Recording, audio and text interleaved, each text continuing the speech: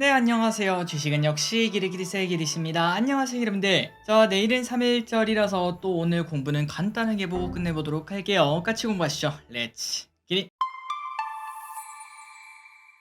어제 미국 증시에서 테슬라는 또 상승을 했다고 합니다. 그래서 이제 빨간색 선을 딱 지지하면서 21선을 지지하면서 올라가는 모습을 확인할 수 있죠. 그러다 보니까 오늘 2차전 지주가 또 좋은 흐름을 나타냈는데 한번 어떤 일이 있었는지 보도록 하겠습니다. 자, 지난주에 하락했던 미국이 어제는 상승하는 모습을 나타냈습니다. 어제 유럽에서 영국 이후에 북아일랜드와 관련된 브렉시트 합의 소식이 나왔기 때문이라고 한데요. 이 합의 소식이 나오자 유로화가 강세를 나타내면서 호재로 작용을 했다고 합니다. 그리고 왼쪽에 보시다시피 테슬라가 급등하는 걸 확인할 수 있었는데 무려 5%나 상승했습니다. 그렇다면 호재가 있었나? 맞습니다. 바로 독일 공장에서 한 주에 4,000대를 생산할 수 있다, 이런 이야기가 나오며 주가가 상승 마감했다고 합니다. 그래서 이렇게 테슬라가 상승하자 다시 또 세계 최고 부자는 머스크가 되었다고 하는데, 머스크는 이렇게 전 세계 1등 부자가 되었다라는 이야기에 어떤 식으로 반응할지, 저 기리스는 아마 죽기 전까지는 그 감정 모를 것 같은데 개인적으로 궁금하긴 합니다. 어쨌든 일론 머스크가 세계 최고 부자로 다시 또 등극했다고 합니다. 다음입니다. 내일 중요한 소식이 있죠. 바로 테슬라의 마스터 플랜 3가 공개. 내일은 테슬라의 인베스트 데이입니다. 여기서 마스터 플랜 3를 발표를 한다고 하는데, 그나저나 마스터 플랜 3가 뭡니까? 바로 앞으로 중장기 계획, 향후 한 10년 그 정도 계획을 발표한다고 보시면 될 것 같습니다. 지금까지 두 차례가 있었고 이번에가 세 번째라서 마스터 플랜 3라고 보시면 될 것 같고, 그렇다면 두 번째 이야기는 언제 했나? 바로 7년 전 했다고 합니다. 그때는 테슬라가 전 세계의 집중을 받기 전이라고 볼 수 있겠죠. 그러니까 테슬라가 전 세계적인 기업으로 도tum한 뒤 첫 번째 나타나는 마스터 플랜이라고 볼 수 있는데, 기대감이 당연히 커질 수밖에 없을 것 같습니다. 그래서 지금 언론에서는 어떤 이야기를 할까, 이거에 대해서 예측을 하고 있는데, 일단은 친환경 에너지원, 그리고 대량 생산 인프라, 로보택시, 인공지능, 이런 것들이 나오지 않겠나 이렇게 예상을 한다고 하며, 그리고 플러스 가격 경쟁을 요즘 또 테슬라가 관심 있게 보지 않겠습니까? 그래서 그런지 반값 테슬라 나오는 거 아니냐, 공개되는 거 아니냐, 이런 얘기도 나오고 있는데 한번 기대를 해보도록 하겠습니다. 다만 이 와중에 당연히 또 반대 의견도 있습니다. 마스터 플랜이라는 거는 결국 중장기 계획을 말을 하는 거고, 중장기 계획이라는 거는 어떻게 보면 상상력이 가미가 되기 때문에 당연히 달성이 안 되는 그러한 목표도 많을 것 같습니다. 그러니까 혹자는 야, 이거는 너무 꿈에 가득 찬 거 아니냐, 이런 얘기를 할 것 같은데, 실제로 마스터 플랜 2에서 얘기했던 것도 아직까지 지켜지지 않은 것도 많았다고 합니다. 그러다 보니까 공수표 남발이라는 평도 받고 있기 때문에 과연 이번에 마스터 플랜 3에서는 어떤 허풍이 나올까, 이거를 기대하는 사람도 많다고 합니다. 하지만 저 기릿은 부정적으로 생각하지 않습니다. 결국 성공하는 사람들의 특징은 남들이 보기에는 야, 그게 말이 되냐, 헛된 꿈 꾸지 마라, 이렇게 말하는 것을 도전한 사람들이라고 볼 수 있는데, 일론 머스크는 지속적으로 불가능에 도전하고 그 와중에 또 성공을 해내고 있습니다. 어쨌든 내일 한번 보도록 할게요.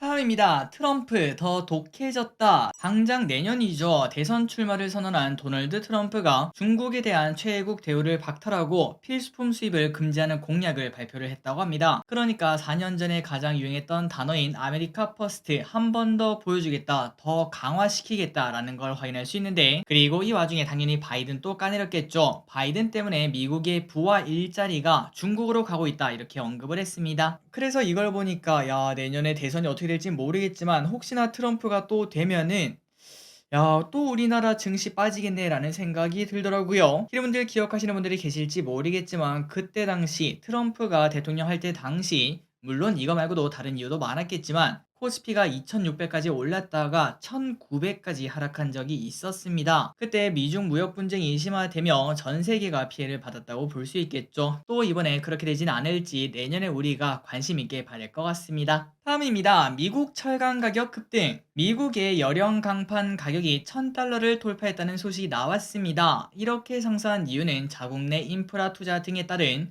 향후 철강 수요 증가 기대감 때문에 그런데요. 모든 거는 수요와 공급이겠죠. 당연히 수요가 늘어나면은 이렇게 가격은 올라갈 수밖에 없습니다. 왼쪽에 보시다시피 얼마 시간이 지나지 않았는데도 2배 가까이 급등하는 걸 확인할 수 있습니다. 그리고 이 흐름은 장기화 가능성이 분명히 있을 것 같은데요. 중국에서도 지금 현재 양회 기대감을 가지고 있고 전 세계가 건설에 집중할 가능성이 높습니다. 그렇기 때문에 저기를 쓴 철강주에 대해서 올해 한번 볼 필요가 있다라고 지속적으로 생각하고 있으며, 하지만 이렇게 철강 가격 상승세가 지속성이 있을지 그걸 봐야겠죠. 그 부분을 우리가 계속 확인을 하면서 공부해 보도록 하겠습니다. 하겠습니다. 다음입니다. 관련 주식 하나 보도록 하겠습니다. 오늘 마침 리포트가 나왔더라고요. 동국제강을 보시면은 현대차 증권이 중국 등 글로벌 철강 수요가 하반기에 좋아질 것이라며 목표 주가 17,700원을 제시를 했습니다. 지금보다 상승 여력이 좀 많이 남았다고 볼 수 있겠죠. 그렇다면 우리가 철강주를 보는 이유가 뭔가? 딱 하나밖에 없습니다. 전 세계에서 수요가 증가할 것이다. 그리고 수요가 증가하면은 철강 가격이 상승하니까 매출도 좋아지고, 그리고 그 와중에 영업이익은 폭등할 거다. 이 기대감을 가진다고 볼 수 있는데요. 그래서 여기에는 중국을 비롯한 전 세계 산업의 방향이 중요할 것 같습니다. 계속적으로 지켜보고 전 세계의 정부 정책도 중요하겠죠. 그 정책도 계속 보도록 하겠습니다. 다음입니다. 중국인 관광객이 돌아옵니다. 이제 3월부터 날씨도 좋아지고 PCR 검사 의무도 해지가 되니까 중국인들이 몰려올 거라는 전망 그 누구든 할 수 있겠죠. 그렇다면 일단 어디가 수혜를 보는가? 당연히 면세 업계의 매출 회복 기대감이 커질 수밖에 없습니다. 그렇다면 면세 관련 기업이 많은데 뭐 사야 됩니까? 라고 물어봤더니 바로 호텔신라를 사라고 하는데, 작년에 호텔신라 4분기 매출은 1.3조였지만 영업이익은 소폭 적자였다고 합니다. 하지만 이제는 다시 또 흑자 전환을 할 것이며 당연히 주가도 거기에 따라서 반등할 거라고 볼 수 있겠죠. 과연 모텔신라에서 호텔신라로 올해 중에 지날 수 있을지 관심 있게 보도록 하고, 참고로 호텔신라의 목표 주가 평균은 106,933원, 그러니까 최소한 10만원 넘지 않겠나, 이렇게 매수 의견을 내는 증권사가 많은데 실제로 그렇게 될지 계속 보도록 하겠습니다. 다음입니다. 중국으로 가는 하늘길이 확대가 된다는 소식입니다. 방금 전에 봤던 뉴스랑 이어진다고 볼 수 있겠죠. 3월부터 한중 국제선 운행이 주당 100회로 늘어날 수 있다, 이런 얘기가 나오고 있습니다. 다른 곳의 노선, 그러니까 다른 나라로 가는 노선이 대부분 정상화되고 있기에 중국도 당연히 돼야 된다고 볼 수 있겠죠. 다만 이렇게 국제 노선을 늘릴 때는 우리나라만 그래 그렇게 하세요 라고 한다고 되는 게 아니라 양국 정부의 승인이 나야 되기 때문에 3월에 바로 정상화되지 않을 가능성, 이것도 조금은 남아있다고 합니다. 어쨌든 우리나라는 아마도 승인이 나올 것 같은데 과연 중국이 어떻게 될지 그거를 봐야 되며, 그리고 이 결정이 언제 나오냐, 어떤 식으로 나오냐에 따라서 중국 리오프닝주가 최소한 단기간은 상승할 흐름이 나타나지 않을까라고 볼 수 있겠네요. 관련 뉴스를 여러분들이 파악해 보시면 좋을 것 같습니다. 그리고 홍콩도 마스크 착용 의무가 폐지가 되었다고 합니다. 우리나라랑 이제 비슷하게 전 세계가 이렇게 넘어가고 있네요. 진짜 코로나가 끝나가나 봅니다. 여러분들 아마도 들으시면 깜짝 놀랄 텐데 코로나가 우리나라에 퍼진 지 벌써 3년이나 되었고, 그런데 이제는 홍콩에서도 마스크 착용 의무가 폐지가 되었다고 하네요. 또한 마카오에서도 어제부터 실내 마스크 착용 의무가 해제가 되었으며, 그래서 그런지 오늘 항생 지수가 1% 넘게 상승하기도 했었는데 이 상승이 계속 이어져 그냥 전 세계가 으쌰으쌰 전 고점을 향해서 1년 안에는 꼭 갔으면 좋겠습니다.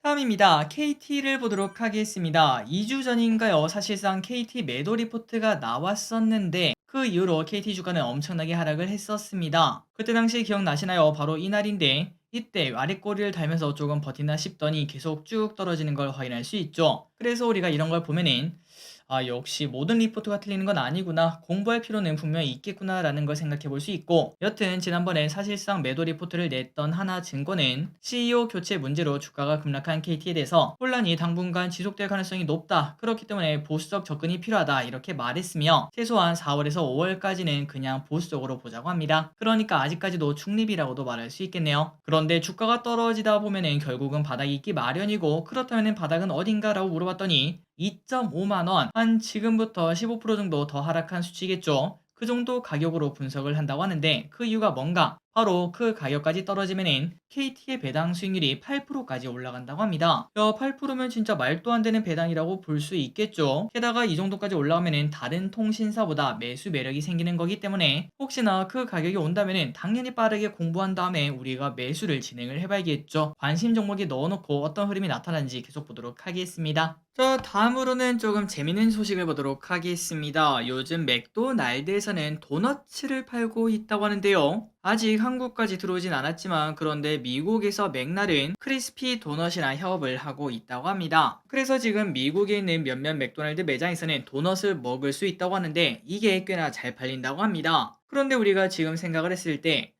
아니 길이 근데 햄버거랑 도넛은 뭔가 좀 안 맞지 않나? 같이 먹기도 뭔가 물릴 것 같은데 라는 생각이 들죠. 저 길이 또 뭔가 안 어울린다 라는 생각을 했는데, 하지만 맥도날드에 따르면은 햄버거는 식사 느낌이고 도넛은 간식 느낌이라 타겟팅이 다르다고 합니다. 그러니까 식사 시간에는 햄버거 먹고 그리고 한 2시, 3시 그때쯤 간식이 땡길 때 맥도날드 가는 사람들은 그렇게 많지 않죠. 하지만 도너츠를 먹으러 오는 사람들이 많아지기 때문에 충분히 성공적인 협업이라고 평가를 한다고 합니다. 그리고 원래 또 맥도날드에서 커피를 팔지 않겠습니까? 그 커피랑 도넛도 같이 잘 팔리고 있어서 갈수록 협업을 늘려가고 있다고 합니다. 아마도 나중에는 한국에서도 맥도날드에서 도넛을 파는 걸 확인할 수 있겠네요. 다음입니다. 냉면 가격이 무서워. 저는 냉면을 그렇게 좋아하지는 않습니다. 그 이유는 뭐 맛있긴 한데 면이다 보니까 국수 같은 느낌이라 싼 맛에 그냥 한 끼 간단하게 띄우는 그런 느낌인데, 야, 냉면은 그런 저에게 너무 비싼 음식이라고 볼 수 있겠죠. 그런데 이 와중에 또 냉면 가격이 올랐다고 합니다. 서울에 있는 한 냉면집은 내일부터 20% 정도 인상을 한다고 밝혔으며 2년 만에 인상이라고 하는데 13,000원에서 15,000원으로 인상을 한다고 하네요. 그래서 저는 잘 모르지만 아마 서울 사시는 분들은 아실 것 같습니다. 서울 6대 냉면이라고 불리는 업체들이 있다고 하는데 아마도 연달아 가격을 올리지 않겠나 이러한 전망이 나오고 있는데, 혹시나 여러분들 중에서 냉면 없이는 못 사는 냉면조 분명히 있지 않겠습니까?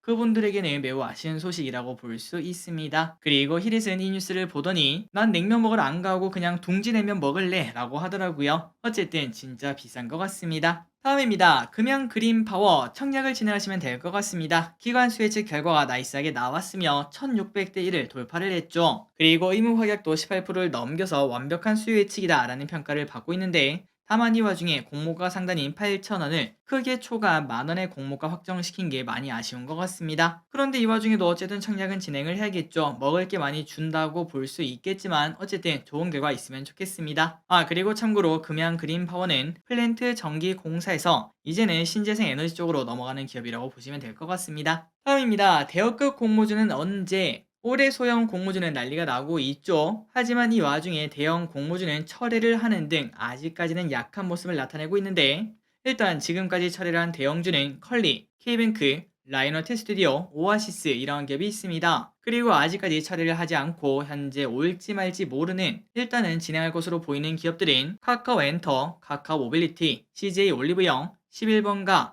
SK에코플랜트, 에코프로 머티리얼즈, LG CNS, 쓱닷컴, SK온 이런 기업이 있는데 하나하나 정말 쟁쟁한 기업들이라고 볼 수 있겠죠. 그렇다면 이 기업들 성공을 할 수 있는가 없는가? 정말 심플합니다. 성공의 여부는 당연히 욕심에 달려 있어요. 높은 가격을 받고자 이렇게 공모가를 높이면은 당연히 기관 수요 측이 안 좋을 수밖에 없고, 하지만 또 그 와중에 적정한 가격, 누가 봐도 매력 있는 그런 가격으로 온다면은 당연히 성공을 할 거라고 볼 수 있습니다. 좋은 결과 있었으면 좋겠네요. 다음 소식입니다. 가장 무서운 소식이죠. 올 여름 전기요금이 무섭다. 현재 난방비 폭탄을 맞고 있으신 분들이 많으실 거라고 생각합니다. 이제 다행히도 겨울이 끝나가는 걸 확인할 수 있는데, 하지만 이제 또 여름이 다가오죠. 곧 다가올 여름에는 냉방비 핵폭탄이 올 수 있다고 하는데, 그 이유는 어쩔 수 없는 전기요금 인상이 2분기에도 나타날 수 있기 때문에 걱정이 크다고 합니다. 자, 그렇다면 지금 현재 일단 오르긴 올랐죠. 얼마나 올랐나 봤더니 지난 1월 전기료는 4인 가구 기준으로 작년, 전년 동기랑 비교해 11,200원 정도 상승 예상이라고 합니다. 그런데 중요한 거는 올 2분기에 또 오를 수 있기 때문에 만약에 오른다면은 지금 예상으로는 4인 가구 기준 15,000원 정도 더 오른다고 하더라고요. 그렇다면은 당연히 부담이 될 수밖에 없기 때문에, 야, 진짜 인플레가 문제는 문제입니다 라는 이야기 당연히 해볼 수 있습니다. 자, 오늘 공부 간단하게 여기까지 끝내보도록 하겠습니다. 오늘 또 같이 공부해서 진심으로 감사드리고, 항상 이렇게 같이 공부해서 저 기리씨 더 많이 배웁니다. 지금까지 기리셨습니다. 빠이요.